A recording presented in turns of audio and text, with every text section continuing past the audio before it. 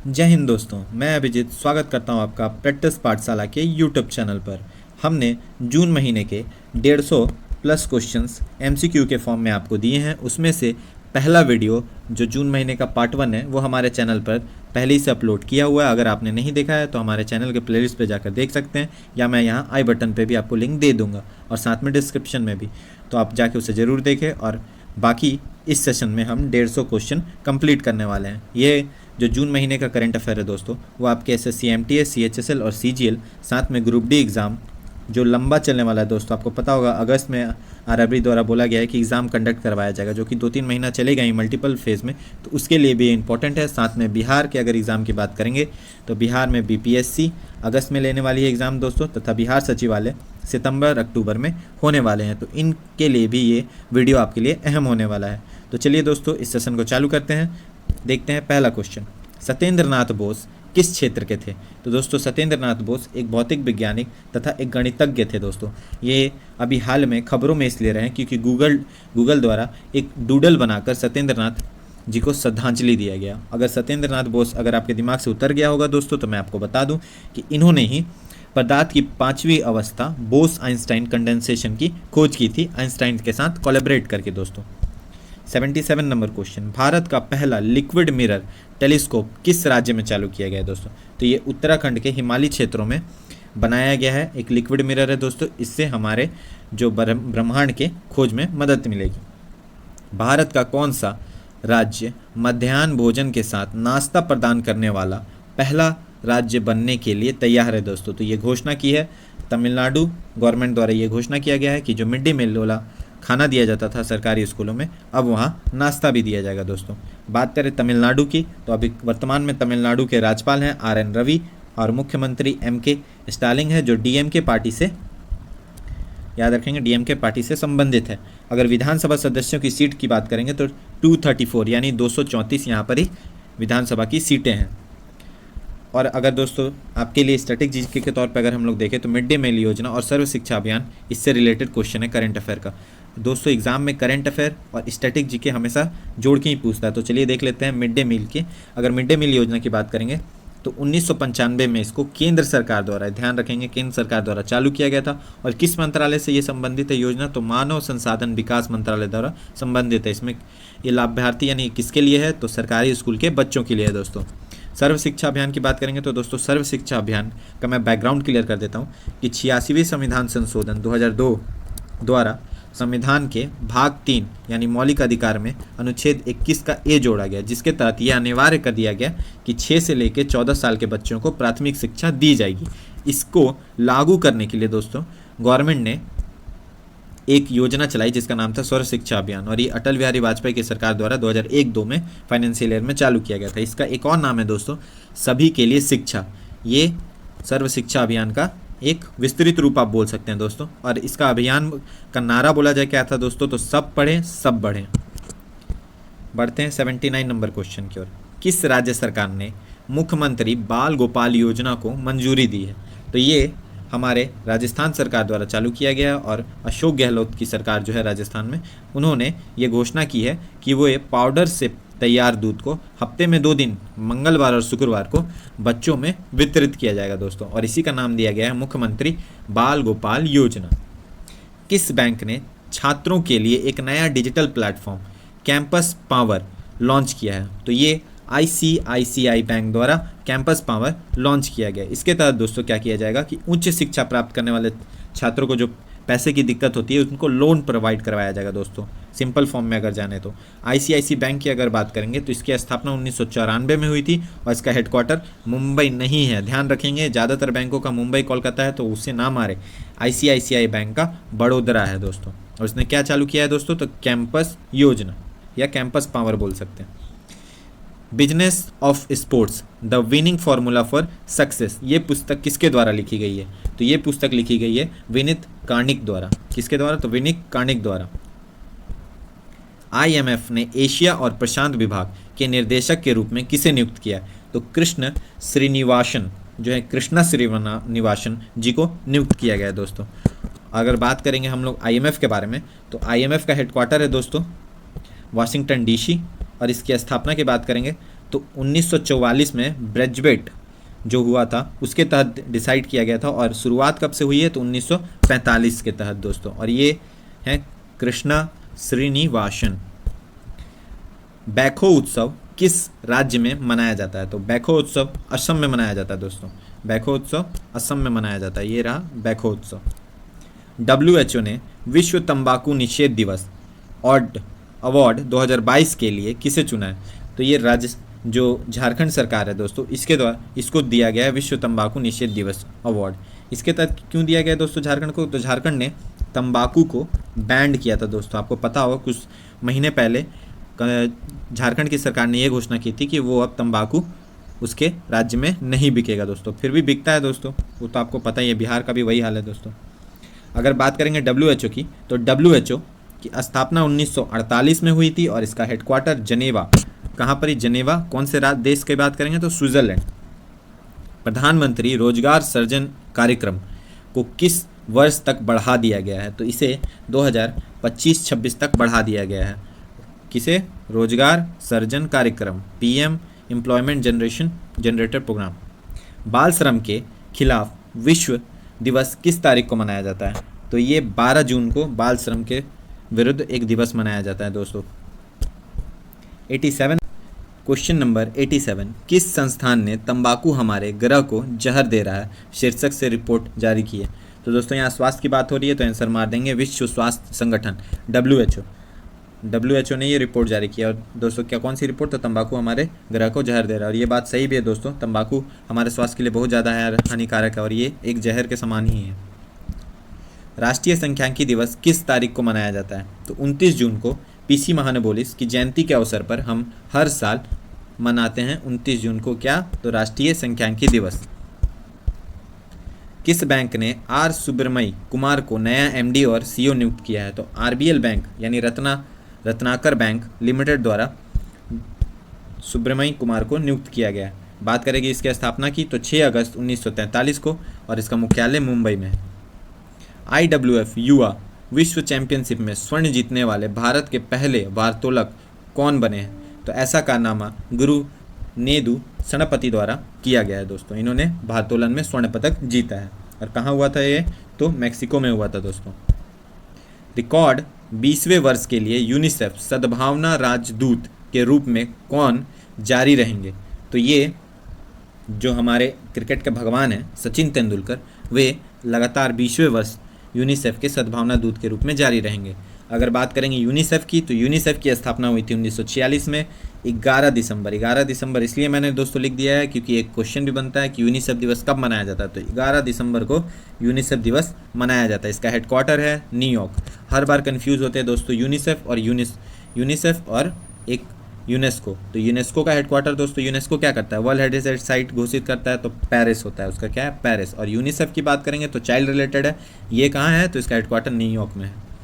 और ये जो सचिन तेंदुलकर हैं, ये इकलौते खिलाड़ी हैं दोस्तों जिन्हें भारत रत्न से सम्मानित किया गया। और कब सम्मानित किया गया? तो 2014 में। किस राज्य सरकार ने उद्योगपति रतन टाटा को डॉक्टर के मानद उपाधि से सम्मानित किया गया? तो डॉक्टरेट की उपाधि किसने दी है? रतन जी टाटा को। तो वो हो गया महाराष्ट्र द्वारा ये काम किया गया है। महाराष्ट्र के राज्यपाल द्वारा साहित्य के मादक डॉक्टरेट की उपाधि दिया गया है। अगर मुख्यमंत्री की बात करेंगे महाराष्ट्र के, तो जानते होंगे दोस्तों अभी तख्ता पलट तो नहीं बोल सकते, दल बदल हुआ है दोस्तों, और एक टाइप का तख्ता पलट ही है दोस्तों। ये एकनाथ शिंदे हैं वहाँ के मुख्यमंत्री, और गवर्नर है भगत सिंह कोश्यारी।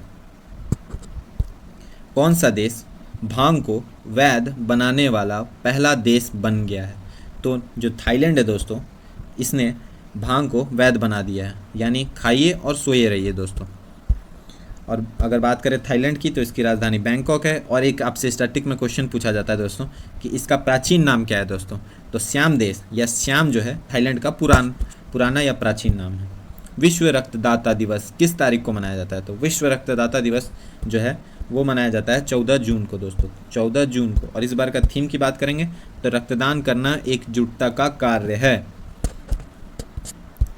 क्वेश्चन नंबर 95, किस राज्य सरकार ने किसान पंजीकरण और एकीकृत लाभार्थी सूचना प्रणाली, जिसका शॉर्ट में उन्होंने नाम रखा है फ्रूट, लॉन्च किया है? एक सॉफ्टवेयर लॉन्च किया है। तो ऐसा करने वाला दोस्तों हमारा देश के कर्नाटक गवर्नमेंट द्वारा जारी किया गया है फ्रूट सॉफ्टवेयर लॉन्च किया। इसमें इसके तहत क्या कर रहा है दोस्तों कि इसके तहत जो तीनों फसलें होती हैं, गर्मी में, खरीफ में, रबी, ये तीनों फसलों को एक मोबाइल ऐप से लिंक किया जाएगा, जिसके तहत वहाँ की स्थिति के अनुसार उसका मिट्टी का स्वास्थ्य और फसल की स्थिति के बारे में किसानों को डाटा दिया जाएगा।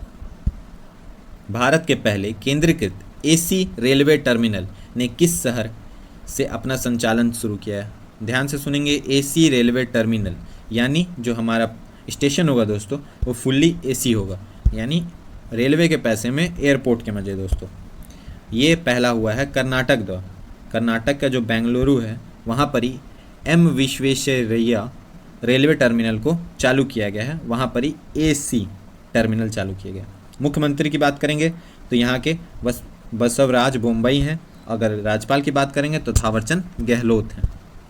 राष्ट्रीय बाल अधिकार संरक्षण आयोग NCPCR किस तारीख को बाल श्रम उन्मूलन सप्ताह 2018 मना रहा है? तो ये 12 जून से 20 जून के बीच मना रहा है दोस्तों। इससे पहले मैंने क्वेश्चन वीडियो में हमने बात की कि 12 जून को राष्ट्रीय एक वर्ल्ड बाल श्रम निषेध दिवस के रूप में मनाया जा रहा है। तो उसके तहत कब से 12 जून से 20 जून राष्ट्रीय बाल अधिकार संरक्षण आयोग भी कर रहा है दोस्तों। इससे संबंधित अगर हम देखेंगे तो हमारे राष्ट्रीय में कितने सारे आयोग हैं उनको हम एक नज़र देखते हुए चलते हैं, जो आपके एग्जाम में डायरेक्टली पूछ दिए जाते हैं दोस्तों। तो राष्ट्रीय मानव अधिकार आयोग की स्थापना 1993 में हुई थी। अगर केंद्रीय सतर्कता आयोग की बात करेंगे तो 1964 में इसकी स्थापना हुई थी। केंद्रीय सूचना आयोग की बात करेंगे तो 2005, और सूचना का अधिकार की बात करेंगे तो भी 2005, क्योंकि सूचना का अधिकार का जो अधिनियम है उस 2005 में पारित किया गया था। उसी के तहत केंद्रीय सूचना आयोग की स्थापना की गई थी। राष्ट्रीय महिला आयोग की स्थापना बोलेंगे तो 1992, याद रखेंगे ये दो ज़्यादा पूछे जाते हैं। राष्ट्रीय महिला आयोग 1992, मानव अधिकार आयोग 93। राष्ट्रीय बाल अधिकार संरक्षण आयोग 2007 में स्थापित किया गया। अगर बात करेंगे राष्ट्रीय अनुसूचित जाति आयोग यानी SC आयोग, तो SC जो है 338 अनुच्छेद 338 के तहत स्थापित किया जाता है। और इसका कौन स्थापित करता है दोस्तों? तो राष्ट्रपति। अगर ST की बात करेंगे तो ST 338 के A में है। अगर राष्ट्रीय पिछड़ा आयोग वर्ग के बारे में बात करेंगे तो देखिए एक बात मैं आपको क्लियर कर देता हूँ। राष्ट्रीय पिछड़ा वर्ग की आयोग की स्थापना 1993 में हुई थी दोस्तों, लेकिन 2008 में मोदी गवर्नमेंट द्वारा 102वां संविधान संशोधन कर अनुच्छेद 338 के B के तहत इसे संवैधानिक मान्यता दे दी गई है। फिर से मैं बोल देता हूँ, जो हमारा राष्ट्रीय पिछड़ा वर्ग आयोग है SC और ST आयोग के तहत ST और SC आयोग के जैसे संवैधानिक मान्यता प्राप्त नहीं था, लेकिन इसको 2008 में 102वां संविधान संशोधन के तहत संवैधानिक मान्यता दे दी गई है और अनुच्छेद 338 के B में इसकी संरचना को उल्लेख किया गया है। बढ़ते हैं आगे। 38 नंबर क्वेश्चन, 2020 में भारत के मुख्य सचिव के रूप में राष्ट्रीय सम्मेलन, मुख्य सचिवों के पहले राष्ट्रीय सम्मेलन की अध्यक्षता किसने की है? तो नरेंद्र मोदी द्वारा इसकी अध्यक्षता की गई है। और कहाँ पर ही? तो धर्मशाला में। पहला भारत यूरोपीय सुरक्षा और रक्षा परामर्श किस राज्य में आयोजित किया गया है? तो ये किया गया ब्रुसेल्स, बेल्जियम में किया गया है दोस्तों। 100 नंबर क्वेश्चन, रूस ने किस देश को पछाड़कर भारत का दूसरा सबसे बड़ा तेल आपूर्तिकर्ता बन गया है? तो सऊदी अरब को पछाड़कर इराक के बाद रूस जो है वो दूसरा कच्चा तेल आपूर्ति बन गया है दोस्तों। रूस की अगर राजधानी की बात करेंगे तो मॉस्को है। राष्ट्रपति वहाँ के व्लादिमीर पुतिन है और प्रधानमंत्री अभी साल भर पहले ही नियुक्त हुए हैं, उनका नाम है दिमित्री मेदवेदेव। क्या नाम है? Dmitry Medvedev. 5G स्पेक्ट्रम की नीलामी कितने साल के लिए की जाएगी? तो ये 20 साल के लिए की जाएगी दोस्तों। गठित I2U2 ग्रुपिंग के सदस्य कौन देश हैं? तो ये नया ग्रुप बना है दोस्तों, एग्जाम में पूछने की संभावना बहुत ज़्यादा है, तो आप इसे ध्यान से याद कर लेंगे चारों देशों के नाम। तो देखिए दोस्तों, इसका आंसर है भारत, इजराइल, USA और UAE। देखिए मैं कैसे बताता हूँ। IU यानी 2 ठो I, एक से इंडिया एक से इजराइल हो गया, 2 ठो U यानी एक से USA और एक ठो UAE, बात खत्म। किस राज्य सरकार ने बहुचर्चित समान नागरिक संहिता यानी यूनिफॉर्म सिविल कोड को लागू करने के लिए 5 सदस्यीय मसौदा समिति बनाने की घोषणा की है। तो ये घोषणा उत्तराखंड सरकार द्वारा किया गया है दोस्तों। अगर बात करेंगे समान नागरिक संहिता, हमारे अनुच्छेद 144 में संविधान में है, और जिस कमेटी को बनाया गया है दोस्तों, उसकी अध्यक्षता रंजना प्रकाश देसाई जी द्वारा की जा रही है। वैश्विक स्तर पर समग्र कौशल दक्षता में भारत का किस स्थान दिया गया है दोस्तों? तो 68वां स्थान भारत को मिला है समग्र कौशल दक्षता में। कृषि और प्रसंस्कृत खाद्य उत्पादन निर्यात विकास प्राधिकरण द्वारा किस देश के आम महोत्सव का आयोजन किया गया दोस्तों? किस देश के नहीं होगा, में होगा दोस्तों। भारत आम महोत्सव का आयोजन किया गया दोस्तों। तो ये बहरीन में किया गया। कहाँ किया गया? तो बहरीन में किया गया। किस राज्य सरकार ने एन्नम एज्यूतम योजना शुरू की है दोस्तों? तो ये तमिलनाडु सरकार द्वारा किया गया है। इसके तहत क्या करा जा रहा है दोस्तों? 8 साल से कम उम्र के जो बच्चे हैं दोस्तों, उनकी पढ़ाई कोविड-19 कारण के द्वारा जो डिस्टर्ब की गई है, उसको दोबारा से पटरी पर लाने की कोशिश की जा रही है। संयुक्त राष्ट्र में भारत के अस्थायी प्रतिनिधि के रूप में टी.एस. त्रिमूर्ति का स्थान कौन लेंगे दोस्तों? ये जो यूनाइटेड नेशन का अस्थायी प्रतिनिधित्व का क्वेश्चन है दोस्तों, टी.एस. मूर्ति जब बने थे दोस्तों, हर एग्ज़ाम बोलने से एसएससी में भी पूछा गया था, उस समय रेलवे का एनटीपीसी का एग्ज़ाम चल रहा था, उस समय भी पूछा गया था, बिहार के भी एग्ज़ामों में पूछा गया था। तो जो इस बार दोबारा से चेंज हुए दोस्तों, इसको भी आप याद कर लेंगे। ये बनाया गया है रुचिरा कंपोज को। किसको? तो रुचिरा कंबोज को दोस्तों। दुनिया के सबसे शक्तिशाली सुपर कंप्यूटर की सूची के 65वें संस्करण में भारत का, माफ़ करेंगे दोस्तों, संस्करण में कौन सा सुपर कंप्यूटर शीर्ष पर आया? तो ये फ्रंटियर जो है दोस्तों, वो शीर्ष पर आया है। फ्रंटियर किसका है दोस्तों? तो ये अमेरिका का सुपर कंप्यूटर। युवा सांसदों का 8वां वैश्विक सम्मेलन किस देश में आयोजित किया गया? तो ये मिस्र में किया गया दोस्तों, युवा सांसदों का 8वां शिखर सम्मेलन। जम्मू कश्मीर के कठुआ में उत्तर भारत के पहले औद्योगिक बायोटेक पार्क का उद्घाटन किसने किया दोस्तों? तो ये जितेंद्र सिंह जो हैं, उनके द्वारा किया गया है। ये उत्तर भारत का पहला औद्योगिक बायोटेक पार्क है, यानी इंडस्ट्रियल बायोटेक पार्क। याद रखेंगे। अमेरिका के राष्ट्रपति के वैज्ञानिक सलाहकार के रूप में किसे चुना गया? विज्ञान सलाहकार के रूप में किसे चुना गया? तो आरती प्रभाकर को चुना गया है। 2021 में कुल नवीकरणीय परिवर्धन के मामले में भारत का विश्व में कौन सा स्थान है? तो भारत का तीसरा स्थान है, रूस और चीन और रूस के बाद दोस्तों। NPCI national payment corporation of India international ने UPI और रुपए कार्ड की स्वीकृति के लिए किस देश के लायरा नेटवर्क के साथ एक समझौता ज्ञापन पर हस्ताक्षर किए हैं? तो फ्रांस के साथ ये समझौता NPCI द्वारा किया गया है दोस्तों। भारतीय प्रेस परिषद के नए प्रमुख के रूप में किसे चुना गया है? तो रंजना प्रकाश देसाई जी जो हैं, उनको चुना गया है दोस्तों इस पद के लिए। और ये रही रंजना प्रकाश देसाई। विश्व शरणार्थी दिवस किस तारीख को मनाया जाता है? तो 20 जून को हर वर्ष विश्व शरणार्थी दिवस मनाया जाता है। और इस बार का दोस्तों थीम है, कोई भी हो, जहाँ भी हो, जब भी, सुरक्षा मांगने का अधिकार सभी को है। किस देश ने अपना सबसे उन्नत विमान वाहक पोत फूजियाम नाम से लॉन्च किया है? तो ऐसा चीन द्वारा किया गया है दोस्तों।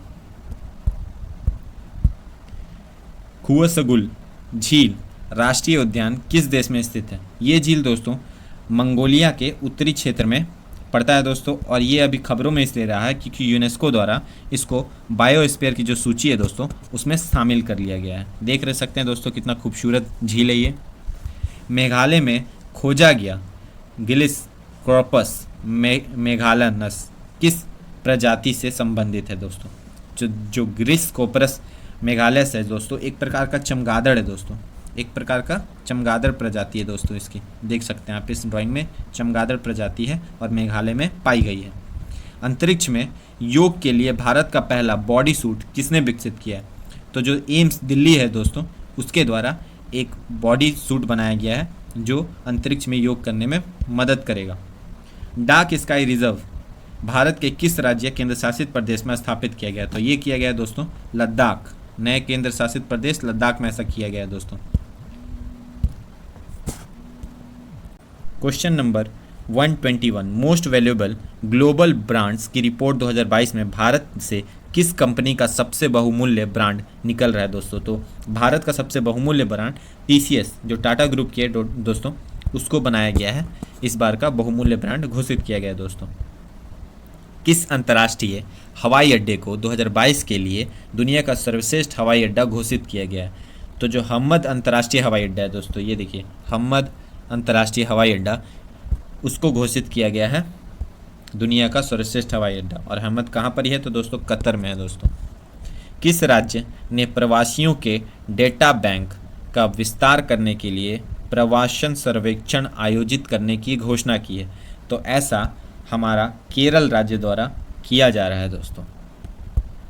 भारतीय संविधान अनकही कहानी पुस्तक के लेखक कौन है। तो राम बहादुर राय जो हैं वो इस पुस्तक के लेखक हैं। भारत की पहली बालिका पंचायत कहाँ शुरू की गई है दोस्तों। तो ये कच्छ जिला जो है दोस्तों गुजरात का, वहाँ एक बालिका पंचायत की शुरुआत की गई है।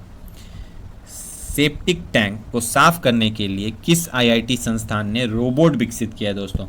तो ये आईआईटी मद्रास द्वारा सेफ्टी टैंक को साफ करने के लिए किया गया। दोस्तों आपको ध्यान में होगा जो सेफ्टी टैंक होते हैं उसमें हमेशा मजदूरों की दोस्तों मृत्यु हो जाती है, उसका सेफ्टी के लिए दोस्तों आईआईटी मद्रास द्वारा एक रोबोट बनाया गया है। किस नई दिल्ली में एक अभिनव परियोजना निपुण किसने शुरू किया दोस्तों। तो ये हरदीप सिंह पुरी जो हमारे आवास एवं शहरी मामलों के मंत्री हैं, उनके द्वारा निपुण योजना चालू किया गया है दोस्तों। Tata power solar commission Bharat का सबसे बड़ा फ्लोटिंग सोलर पावर प्रोजेक्ट किस राज्य में बना रहा है दोस्तों। तो ये केरल में बनाया जा रहा है, 350 एकड़ों में है दोस्तों। ये देख सकते हैं आप इसका ड्राइंग दोस्तों, फ्लोटिंग ये सोलर पैनल है दोस्तों, इतना फ्लोट करते हुए, और बाहर में भी इसका विस्तार किया गया है। कहाँ पर ये बनाया जा रहा है तो केरल में। कनाडा ग्रैंड पी 2022 किसने जीता दोस्तों। तो ये जीता है मैक्स वेस्टोपन। किसके द्वारा जीता गया ग्रैंड पिक्स कनाडा वाला, तो वे हैं मैक्स वेस्टोपन। अन्नपूर्णा पर्वत पर चढ़ने वाले पहले भारतीय पर्वतारोही कौन है। तो इसका आंसर सी हो जाएगा दोस्तों, स्कैलजेंग रिंगजे। कौन है तो स्कैलजेंग रिंगजी को जो हैं जो अन्नपूर्णा पर पहले चढ़ने वाले भारतीय बन गए हैं। अष्टांग योग नामक पुस्तक के लेखक कौन है। तो डॉक्टर सोनू फोगाट जो हैं उन्होंने अष्टांग योगी नामक पुस्तक लिखी है। इसका अनावरण मनोहर लाल खट्टर द्वारा, जो कि हरियाणा के मुख्यमंत्री हैं, वो किया गया। और ये रही डॉक्टर सोनू फोगाट। देश की पहली महिला एनडीए बैच में प्रवेश के लिए परीक्षा में प्रथम रैंक किसने लाया दोस्तों। तो ये हमारे देश की बेटी जिनका नाम है सनन ढाका। इन्होंने एनडीए जो एग्ज़ाम होता है दोस्तों डिफेंस का लेफ्टिनेंट पोस्ट के लिए, उन्होंने इसमें टॉप किया है दोस्तों। ये एक सही उदाहरण है कि हमारे देश की लड़कियों में कितनी प्रतिभा है। किस देश ने नूरी नामक अपना पहला स्वदेशी रॉकेट लॉन्च किया है। तो ये दक्षिण कोरिया द्वारा किया गया है दोस्तों, नूरी रॉकेट। किस राज्य ने एमएसएमई क्षेत्र के उत्कृष्ट विकास के लिए राष्ट्रीय एमएसएमई पुरस्कार में प्रथम स्थान जीता है। यानी राष्ट्रीय एमएसएमई पुरस्कार में प्रथम स्थान उड़ीसा को मिला है दोस्तों। ओसिनिक्स सिटी नाम का एक तैरता हुआ शहर किस देश में स्थापित होने जा रहा है। तो ये दक्षिण कोरिया जो है दोस्तों इसने घोषणा की थी, और ये कुछ दिनों में ओसिनिक्स सिटी बनाने जा रही है दोस्तों। ये रहेगा सिटी, इसके सोलर पे उसके हर छत पे दोस्तों सोलर पावर लगा दिया जाएगा, ताकि बिजली भी सोलर हो दोस्तों। सब जगह सब कुछ तैर रहा है और सब जगह दोस्तों सोलर हो। एनआईए के नए महानिर्देशक के रूप में किसे चुना गया है। तो एनआईए के नए निर्देशक के रूप में दिनकर गुप्ता को चुना गया। किसको तो दिनकर गुप्ता को चुना गया है। Federation of international cricket association की पहली महिला अध्यक्ष कौन बनी दोस्तों। तो ये बनी है लिसा स्टालेकर को बनाया गया है दोस्तों। ये रही लिसा स्टालेकर, और ये ऑस्ट्रेलिया के पूर्व क्रिकेटर है दोस्तों, और इन्होंने वर्ल्ड कप भी ऑस्ट्रेलिया को बहुत बार जिताया है। Gold refining and recycling report में भारत का कौन सा स्थान है दोस्तों? तो भारत का चौथा स्थान है दोस्तों। 2021 में भारत ने 75 टन का जो सोना है दोस्तों उसका पूर्ण नवीनीकरण किया गया है दोस्तों, रिसाइकिल किया गया है। किस राज्य ने बधिरों के लिए पहले अंडर 19 राष्ट्रीय T20 टूर्नामेंट का खिताब जीता है दोस्तों? तो ये आंध्र प्रदेश द्वारा बधिरों के लिए जो हुआ दोस्तों, ये रहे आंध्र प्रदेश की बधिरों की टीम, उन्होंने पहला T20 टूर्नामेंट जीत लिया है। EIU global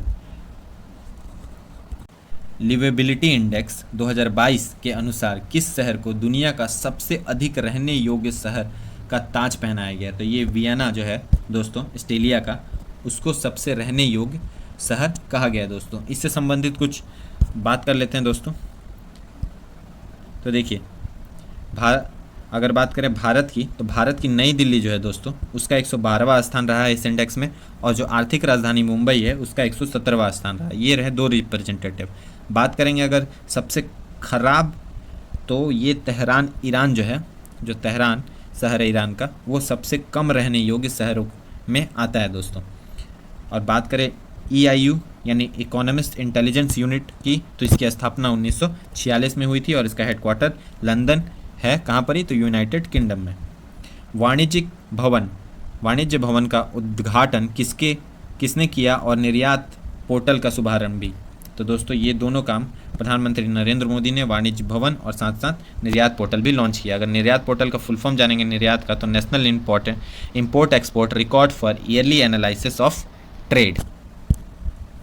ओकला speed test global index में किस इंडेक्स को भारत का रैंक दोस्तों क्या है इस इंडेक्स में? तो 115वां जो है दोस्तों भारत का रैंक है।